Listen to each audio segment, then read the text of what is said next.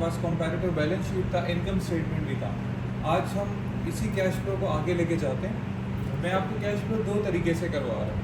एक cash flow जो आपकी बुकिश नॉलेज के मुताबिक है, जिसमें कंपैरिजन होती है आपके पास। जिस तरह ये बैलेंस शीट हमारे पास था, ये वाला बैलेंस शीट था, इसको बेस बनाकर हम कैश फ्लो को बना रहे हैं। ठीक है, ऑपरेटिंग को भी, इन्वेस्टिंग को भी, फाइनेंसिंग को भी। ऑपरेटिंग मैं आपको दो तरीके से करवाऊंगा, ये डायरेक्ट रूल्स हैं और दूसरा इनडायरेक्ट रूल्स है। ठीक है, इन्वेस्टिंग और फाइनेंसिंग के लिए कोई रूल हमारे पास नहीं है। ये वाले रूल्स जो हैं, रिमेंबर बात है, ये वाले रूल्स हमेशा कंपैरेटिव बैलेंस शीट पे लगता है। Comparative balance sheet mean that जहाँ पर आपके पास 2 साल का डेटा हो, करंट ईयर का, प्रीवियस ईयर का। तो जहाँ पर आपके पास कंपैरेटिव बैलेंस शीट हो, वहाँ पर आप इसी रूल्स को आप क्या कर सकते हैं, फॉलो कर सकते हैं। ठीक है, अदर देन दैट अगर आप इस रूल्स के ऊपर आ जाएँ जो इनडायरेक्ट रूल है, इनडायरेक्ट रूल के अंदर भी हमारे पास क्या है, इंक्रीज डिक्रीज है। कि जहाँ पर इंक्रीज डिक्रीज हो, इसका मतलब है कि आपके पास 2 साल का डेटा होना चाहिए, जहाँ से आपको पता लगे कि with the passage of time value बढ़ रही है, वैल्यू कम हो रही है। ठीक है, तो एक तो आपके पास ये होने चाहिए। दूसरी बात, जो हम ऑलरेडी पुराने लेक्चर से कवर करके आ रहे हैं, बैलेंस शीट तक हमने डेटा किया था, तो वहाँ पर अगर आपके पास सिंगल ईयर डेटा हो, single year data means that current year data हो, तो उस बेसिस के ऊपर आप कैश फ्लो को कैसे बना सकते हैं। ठीक है, तो पहले हम कंपैरेटिव बेसिस के ऊपर जा रहे हैं, फिर इसके बाद हम सिंगल डेटा के बेसिस के ऊपर जा रहे हैं। तो मैं क्या कर रहा हूँ, मैं यहाँ से चला जाऊँगा और आपके पास भी पेपर के अंदर ऐसा ही क्वेश्चन होगा। ठीक है, जिस तरह आपके पास इस तरह का बना बनाया बैलेंस शीट दिया होगा, बना बनाया इनकम स्टेटमेंट दिया होगा, और इसी तरीके से एडिशनल इन्फॉर्मेशन आपके पास होंगे। हो भी सकते हैं, नहीं भी हो सकते हैं। कई कैसे नहीं हो सकते हैं कि ये वाली इन्फॉर्मेशन आपके पास ना हो। अगर ना हो तो मैंने आपको लास्ट क्लास में बताया था, आप क्या करेंगे, आप यहाँ से देखेंगे, आपने कैश एंड कैश इक्विवेलेंट को छोड़ना है, बाकी जितने भी चीज़ें हैं इसके अंदर देखना है कि कहाँ कहाँ पे इंक्रीज आ रहे हैं और कहाँ कहाँ पे डिक्रीज आ रहे हैं। और इंक्रीज डिक्रीज, और हमें कैसे पता चलेगा कि ये तो बहुत सारे कंपोनेंट हैं। तो आप रूल्स के अंदर चले जाएंगे और ये रूल्स हैं, ये वाली चीज़ें आपने उठानी है। अकाउंट रिसीवेबल उठाना है, इंटरेस्ट रिसीवेबल उठाना है, दोनों करंट एसेट्स हैं। इन्वेंट्री उठाना है, करंट एसेट्स हैं। अकाउंट पेबल उठाना है, करंट लायबिलिटी। ठीक है, इस तरह ये 5-6 कंपोनेंट्स हैं जो आपकी कैश फ्लो को रिप्रेजेंट कर रहे हैं, वो आपने उठाना है। एक्सपेंसेस तो इनकम स्टेटमेंट के लिए होंगे, और ये related pre payment, related liability, ये भी आपके पास करंट एसेट्स और करंट लायबिलिटी के अंदर होती है। तो आप इसी क्वेश्चन को सॉल्व करने के लिए मैं जा रहा हूँ, एक्सेल को ओपन कर रहा हूँ। ठीक है, इस क्वेश्चन को मैं स्क्रैच से शुरू कर रहा हूँ। मैंने शीट खोल लिया। ठीक है,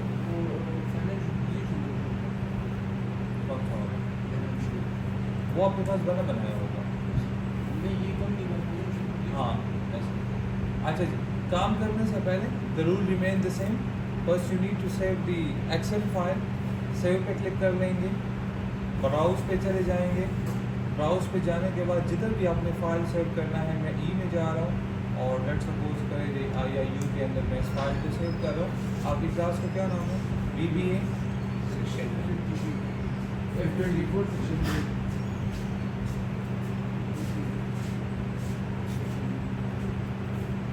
सेक्शन B, और ये लो CFS स्टैंड फॉर भी कैश फ्लो स्टेटमेंट। ठीक है, इसको मैंने सेव कर दिया। ये देखिए फाइल का नाम चेंज हो गया। ठीक है, अब the rules remain the same. Column number A की वेट को क्या कर देंगे, रिड्यूस कर देंगे। 8.43 से क्या कर लेंगे, 2 कर देंगे। इधर कर्सर रख देंगे, Alt WVG प्रेस कर लेंगे और ये ग्रिड लाइन्स को क्या कर देंगे, रिमूव कर लेंगे। क्वेश्चन में चले जाएंगे। आप लोगों ने यही प्रैक्टिस क्वेश्चन के अंदर भी करना है, रियल में भी करना है और पेपर के अंदर भी करना है। ऊपर चले जाएंगे और देख लेंगे कि कंपनी का नाम क्या नाम है। कंपनी का नाम है एलेसन कॉर्पोरेशन। ठीक है, ये कंपैरेटिव बैलेंस शीट है, तो हम बैलेंस शीट नहीं बना रहे, हम क्या बना रहे हैं, कैश फ्लो स्टेटमेंट। तो यहाँ पर आ जाऊँगा सेल नंबर B के अंदर, ALLISON एलेसन या एलेसन कॉर्पोरेशन।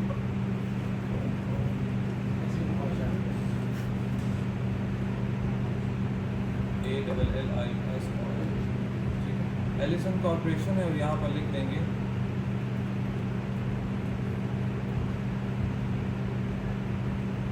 स्टेटमेंट ऑफ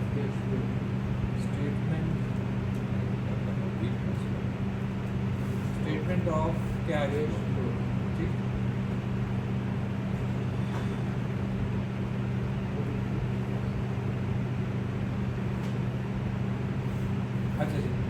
याद रखिए ये जो स्टेटमेंट ऑफ कैश फ्लो है और इनकम स्टेटमेंट है ये फॉर द ईयर एंडेड बनता है और बैलेंस शीट जो है वो एग्जैक्ट डेट पे बनता है, ठीक है।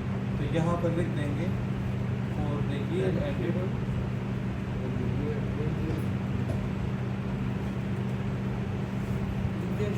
दिसंबर 31, 2011, ठीक है।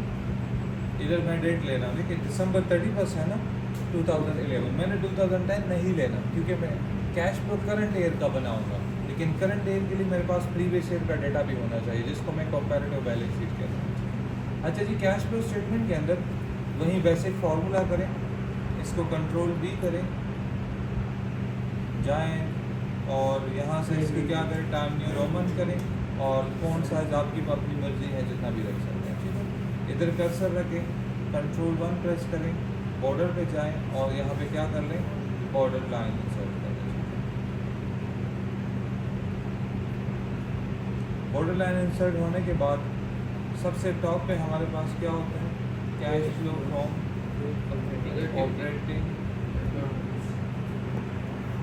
ऑपरेटिंग एक्टिविटीज, ठीक है।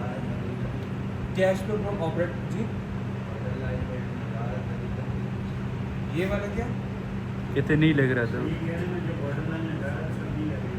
नहीं लग रही थी, उसमें प्रॉब्लम ये होता है कि आपने इसी सेल को सेलेक्ट नहीं किया हो, या डबल क्लिक यहाँ किया पर होगा, कर्सर रखेंगे आप या डबल क्लिक किया होगा। प्रॉब्लम ये होता है, ये बात याद रख लें, फ्यूचर में भी आप लोग जब भी एक्सेल के ऊपर काम करते हैं, अगर आपने सेल को डबल क्लिक कर दिया और ये एडिटेबल फॉर्म में कन्वर्ट हुआ, एडिटेबल फॉर्म ही जहाँ पर कर्सर आपका ब्लिंक कर रहा है, तो जब ब्लिंकिंग शुरू हो जाएगा फिर normal commands will be working, ना आपका ये वाला स्क्रीन काम करेगा, ये क्लिपबोर्ड या ये जो आपके पास रिबन है, ये रिबन के अंदर कोई भी वैल्यू आपका काम नहीं करेगा।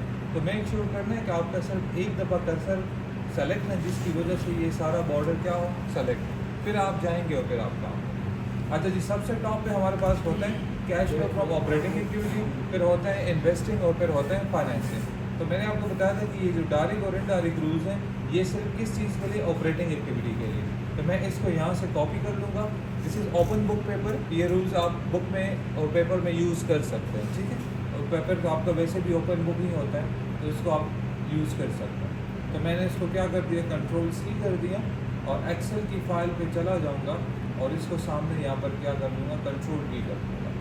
ये सेल नंबर C के अंदर मैं वैल्यू कॉपी करूँगा और इसको इधर मैंने क्या कर दिया, कंट्रोल D कर दिया, D के अंदर मैंने इसको कॉपी कर दिया। ये मेरे पास रूल्स हैं, इस रूल्स को बेस बनाकर मैं क्या कर लूँगा, यहाँ पर अपनी कैलकुलेशन करूँगा और यहाँ पर मैं एक टाइटल दे दूँगा, दिस इज़ दी सपोर्टिव या सपोर्टिव कैलकुलेशन।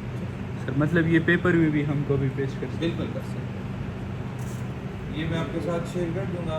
ये आपके पास ओपन बुक है तो आप इसको बेशक आप लोग यूज़ कर सकते हैं, ठीक है, कैश फ्लो को बनाने के लिए। This is supportive calculation. अब मुझे क्या चाहिए, देखें सबसे टॉप पे अगेन ये हमें ये दो इनफ्लो रिप्रेजेंट कर रहे हैं और ये दो जो है ये आउटफ्लो रिप्रेजेंट कर रहे हैं, ऊपर वाले इनफ्लो है। जहाँ पर आर आ जाए, आर का मतलब है रिसीव हो या रिसीट हो या प्रोसीड हो, वो तीनों जो है वो इनफ्लो रिप्रेजेंट करेगा। और जहाँ पर डबल पी हो, अब देखिए यहाँ पर पेमेंट भी है और यहाँ पर परचेजेस भी हैं, ये दोनों आउटफ्लो को रिप्रेजेंट करेंगे। एक पी यहाँ पर है पेमेंट, तो जहाँ पर पेमेंट हो वो आउटफ्लो को रिप्रेजेंट करेगा और जहाँ पर आर हो, रिसीव हो, वो क्या रिप्रेजेंट करेगा, वो इनफ्लो रिप्रेजेंट करेगा, ठीक है। आर और जी आर इनफ्लो होगा और पी जो होगा वो पेमेंट हो, आउटफ्लो होगा या पेमेंट होगा, आउटफ्लो ऑफ कैश। लेकिन पेमेंट हर पी जो है, हर पी पेमेंट नहीं होगा। एक वर्ड है प्रोसीड, PROCEEDS, प्रोसीड जो है वो भी इनफ्लो को रिप्रेजेंट करता है, ठीक है। तो वो वाला पी आपने आउटफ्लो कंसिडर नहीं करना, ठीक है। अच्छा जी, यहाँ पर टॉप पे लिखें cash receive from customer is equal to net sales. ये मैंने आपको लास्ट टाइम बताया था कि जो आपकी रिसीवेबल जनरेट होते हैं या इनकट होते हैं वो बेसिकली सेल्स से होते हैं, कि जब आप सेल्स करते हैं तो आपने वो सेल्स कैश पे किया है या क्रेडिट पे किया। तो अगर क्रेडिट पे किया तो डेफिनेटली दो अकाउंट एक साइड पे इफेक्ट होंगे, या तो अकाउंट रिसीवेबल बढ़ेगा या अकाउंट रिसीवेबल कम होगा, ठीक है। या पिछले साल के निस्बत में जो सेल्स से अकाउंट रिसीवेबल बढ़े थे, क्या उसमें से पैसे आपको मिले हैं या पैसे आपको नहीं मिले। तो सेल्स मुझे कहाँ मिलेगा, सेल्स मुझे मिलेगा इनकम स्टेटमेंट में, ठीक है। तो आपके पास बना इनकम स्टेटमेंट होगा। आप और वैसे भी आप जब अकाउंटिंग करेंगे अपने ऑर्गेनाइजेशन का, तो पहले आप बैलेंस शीट बनाएंगे, फिर इनकम स्टेटमेंट बनाएंगे। और इनकम स्टेटमेंट ऑलरेडी आपके पास बना बनाया होता है, तो आप आ जाएंगे, जितने भी आपके पास ये इंग्रेडिएंट्स होते हैं, ये आइटम्स होते हैं इनकम स्टेटमेंट के, वो आप यहाँ से उठा लेंगे। तो ये नेट सेल्स है और वैल्यू कितनी है 9। ठीक है, तो मैं क्वेश्चन में दोबारा चला जाऊँगा, रूल्स को मैं ख़त्म कर रहा हूँ, मेरा कंसंट्रेशन सिर्फ इस दोनों पे होगा। तो इधर मैं लिख दूँगा नेट सेल्स, ठीक है, वैल्यू है 900123, ठीक है नेट सेल्स, ये सपोर्टिव कैलकुलेशन। और ये यहाँ पर जो वैल्यू आएगी ना, वो ऑटोमेटिकली फिर कहाँ पर जाएगी, यहाँ पर आएगी, cash flow from operating activity. Second कहते हैं कि अगर आपका अकाउंट रिसीवेबल डिक्रीज है, तो जब भी अकाउंट रिसीवेबल डिक्रीज रिप्रेजेंट करते हैं, ये इनफ्लो को रिप्रेजेंट करता है। और इनफ्लो को किस चीज़ के साथ ऐड करेंगे, सेल्स के साथ ऐड करेंगे। और जब अकाउंट रिसीवेबल बढ़ता है तो उसको क्या कर लेंगे, माइनस कर लेंगे। अब इसको, इस इंक्रीज डिक्रीज को फाइंड करने के लिए आपके पास दो तरीके हैं। एक तरीका तो ये है कि अगर आपके पास एडिशनल इन्फॉर्मेशन है तो ठीक है, आप वहाँ से देख लें। अगर आपके पास एडिशनल इन्फॉर्मेशन नहीं है तो देन ये वाला कंपोनेंट जो है, ये देखिए, ये मेरे पास बैलेंस शीट है ना, इसके अंदर आ जाएंगे। ये देखिए, ये अकाउंट रिसीवेबल है, बिल्कुल है।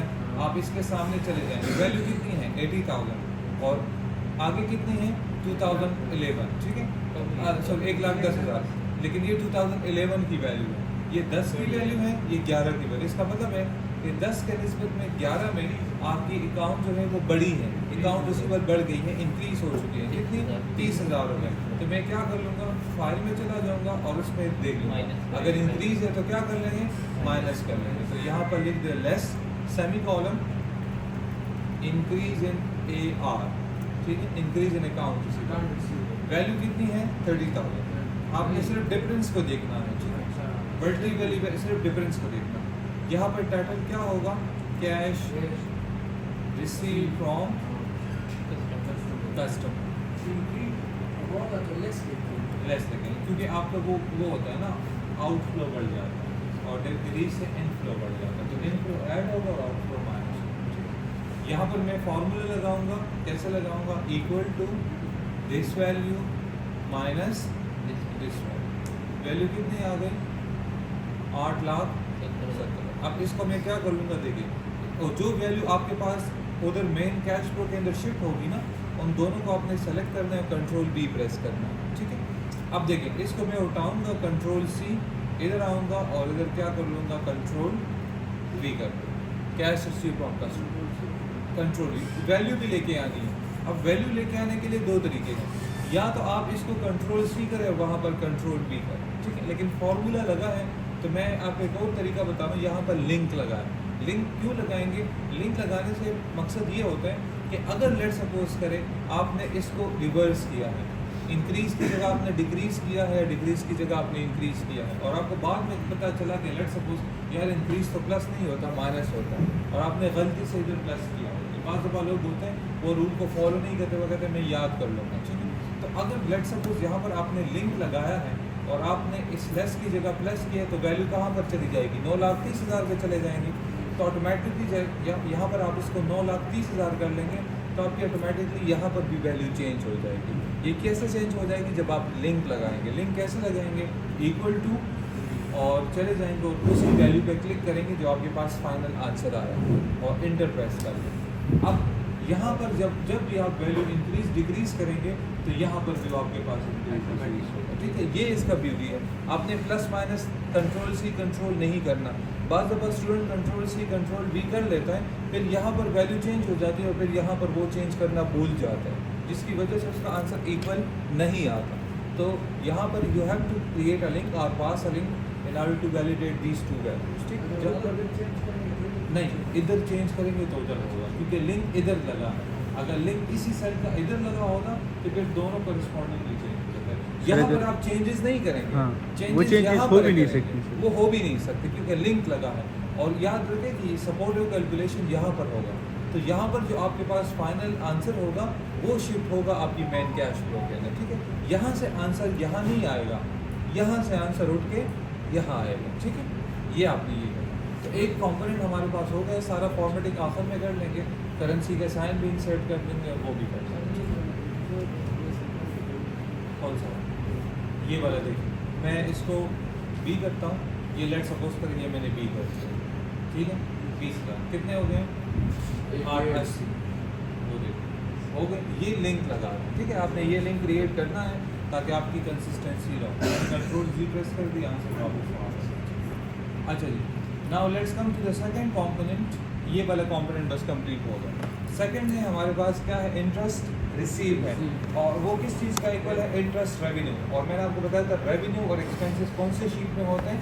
इनकम स्टेटमेंट में होते हैं। तो रेवेन्यू और एक्सपेंसेस आपको इनकम स्टेटमेंट में मिलेंगे।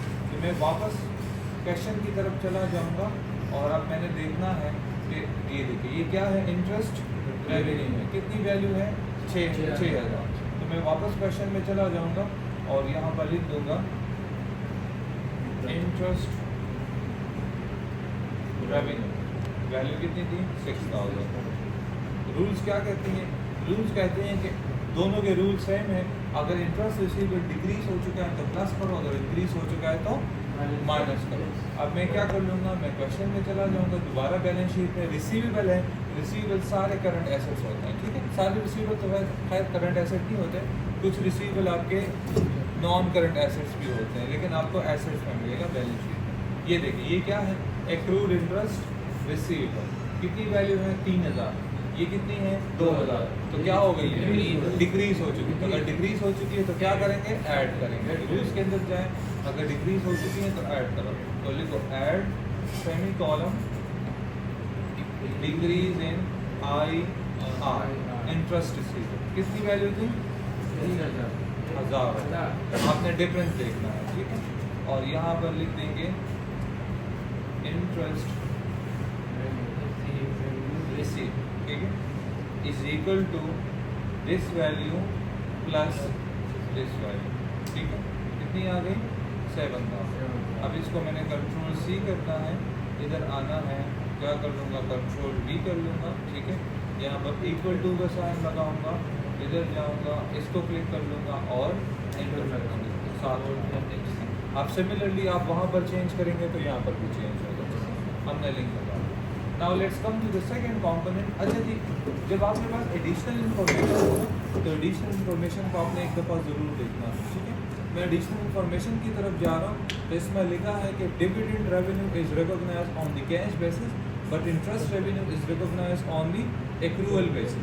तो अगर आपको याद है अभी हमने इसकी एडजस्टमेंट कर दी, 1,000 की एडजस्टमेंट कर दी ना। यहाँ पर लिखे dividend revenue is recognised on the cash basis. Remember one thing, cash flow के अंदर कैश टू कैश बेसिस के लिए कोई रूल नहीं है। कैश टू कैश बेसिस की ट्रांजैक्शन के लिए कोई रूल नहीं है। रूल जो है वो एक्रूअल बेसिस के ऊपर है। कैश टू कैश बेसिस का क्या मतलब है? अगर रेवेन्यू है तो सीधा प्लस करो, और अगर एक्सपेंस है तो सीधा माइनस करो। ये दो रूल हैं। Cash to cash based transaction के लिए रेवेन्यू है तो प्लस करो, एक्सपेंस है तो माइनस करो। और जो एक्रूअल बेस्ड ट्रांजैक्शन होती हैं, जो उधार पे होती हैं, ये प्लस एंड माइनस का कॉन्सेप्ट जो है वो उसके लिए है।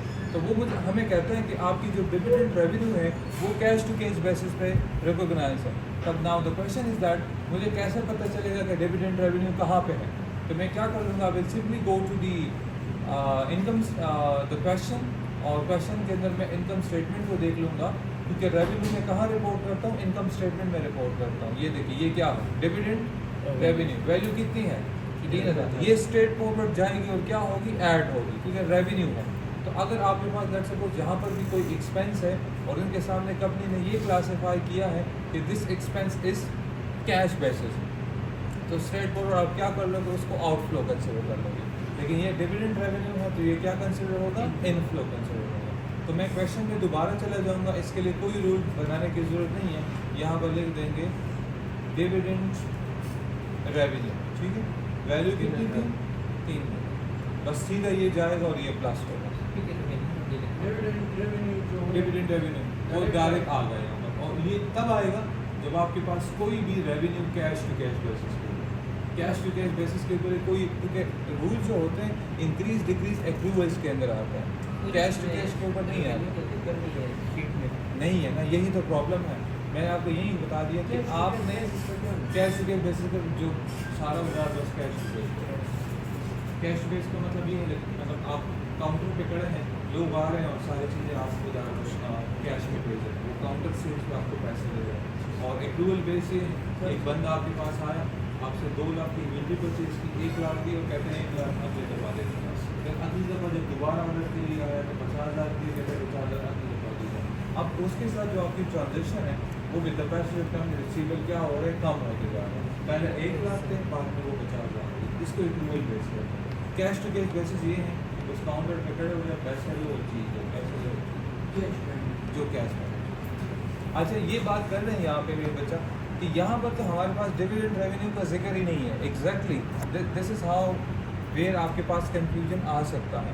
आपने सिर्फ इन कंपोनेंट के ऊपर रिलाई नहीं करना, आपने रिलाई करना है किस चीज़ के ऊपर, ये एडिशनल इंफॉर्मेशन जो आपके पास होते हैं इसके ऊपर आपने रिलाई करना। ये देखें, ये ऑपरेटिंग एक्टिविटी की एडिशनल इंफॉर्मेशन है, उसके ऊपर लिखा है कि dividend revenue is recognised on the cash basis. तो अगर आपको बताया गया है कि डिविडेंड रेवेन्यू रिकॉग्नाइज है कैश बेसिस के ऊपर, तो सीधा आप चले जाएंगे, आप सोचेंगे कि डिविडेंड रेवेन्यू किधर रिकॉर्ड होती है, इनकम स्टेटमेंट के अंदर रिकॉर्ड होती है। तो जाओ और उसको वहाँ पर क्या कर लो, प्लस कर लो। ये चीज़ें हैं जो आपने यहाँ से पिच करनी है। आप वहाँ से भी कर सकते हैं, आप यहाँ से भी कर सकते हैं। याद रखें इनकम स्टेटमेंट के अंदर जितना भी रेवेन्यू होगा it will be the part of the cash flow, inflow revenue वाला, और इनकम स्टेटमेंट के अंदर जितने भी एक्सपेंसेस होंगे it would be the part of cash outflow. ये आपने याद रखना है। लाजमी नहीं है कि हर क्वेश्चन के अंदर आपके पास ये वाली इंफॉर्मेशन हो। आपने कई जगह पर अपना भी कॉमन सेंस यूज़ करना है कि जो इनकम स्टेटमेंट के अंदर रेवेन्यू है ये तो बिजनेस के अंदर पैसे आए हैं, तो where should I need to record that. और जो एक्सपेंसेस मैंने रिकॉर्ड किए हैं इसके लिए बिजनेस में पेमेंट कर ली है, जो एक्सपेंस है, और मैं क्या चीज़ बना रहा हूँ, मैं कैश फ्लो स्टेटमेंट बना रहा हूँ। तो बिज़नेस के अंदर जहाँ से पैसे आए मैं उनको रिकॉर्ड करूँगा, और जहाँ पैसे गए हैं मैं उसको क्या करूँगा, रिकॉर्ड करूँगा। तो आपने इसी चीज़ को भी याद रखना है। नेक्स्ट हमारे पास है inventory increase by 10,000 in account payable increase by 15,000 during year. Inventory जो है वो 10,000 रुपये बढ़ गई है और अकाउंट पेबल भी आपका 15,000 रुपये का क्या हो गया, इंक्रीज हो चुका है। तो मैं अब ये एक्रूवल है क्योंकि इंक्रीज डिक्रीज की बात आई है, तो मैं इनकम वापस कैश फ्लो की तरफ चला जाऊंगा। और अब लेट सपोज करें मेरे पास कंपोनेंट क्या है, मेरे पास कंपोनेंट है कि अब ये देखिए मैं 3rd नंबर रूल की तरफ जा रहा हूँ। इन्वेंट्री किधर है, यहाँ पर है। अकाउंट पेबल कहाँ पर, यहाँ पर। तो मेरे पास क्या होगा, cash payment for purchase which is equal to CGS, cost of goods sold. तो कॉस्ट ऑफ गुड्स सोल्ड कहाँ पे होगा मेरे पास, cost of goods sold income statement के अंदर होगा। ठीक है, तो इनकम स्टेटमेंट के अंदर चला जाऊँगा और कॉस्ट ऑफ गुड्स सोल्ड की वैल्यू कितनी है, that is the 5 lakh rupees. तो वापस क्वेश्चन में चला जाऊँगा, यहाँ पर लिख दूँगा cost of goods sold value है 5 लाख रुपीज़, 500123। ठीक है, ये 5 लाख रुपए हमारे पास यहाँ पर वैल्यू आ गई। नेक्स्ट कहते हैं कि अगर इन्वेंट्री इंक्रीज है तो प्लस करो, और अगर अकाउंट पेबल इंक्रीज है तो माइनस करो। वहाँ पर हमारा इन्वेंट्री बढ़ गई थी ना, इंक्रीज हो गई थी, तो यहाँ पर क्या कर लेंगे, ऐड कर लेंगे, क्योंकि ये आउटफ्लो रिप्रेजेंट कर रहे हैं। इंक्रीज इन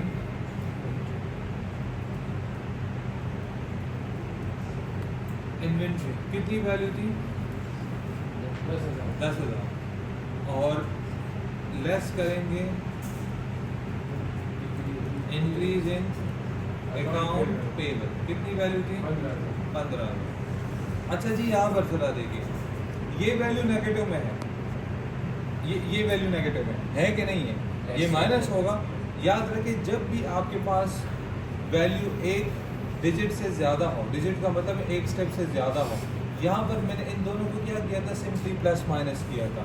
यहाँ पर एक नरेशन के अंदर 2 वैल्यू हैं, एक वैल्यू प्लस हो रही है तो दूसरी वैल्यू माइनस हो रही है। तो यहाँ पर आपने काम करना है, अपने लिए काम आसान करना है। जो वैल्यू लेस हो रही है ना उसको इसके ऊपर कर्सर रखना है, F2 प्रेस करना है और इस वैल्यू को ब्रैकेट के अंदर क्लोज करना है, ताकि ये वैल्यू पॉजिटिव से क्या हो जाए, नेगेटिव के अंदर कन्वर्ट हो जाए। तो जब आप इसको ब्रैकेट में क्लोज कर लेंगे तो एक्सेल इसको ऑटोमेटिकली कैसे कर लेगा कि ये वैल्यू माइनस हो रही है, ये नेगेटिव। ठीक है, तो ब्रैकेट में क्लोज करना है। यहाँ पर टाइटल हमारे पास क्या है, कैश पेमेंट फॉर परचेजेस। ठीक है, या परचेजेस या परचेज, यहाँ पर लिख देंगे कैश पेमेंट और परचेजेस।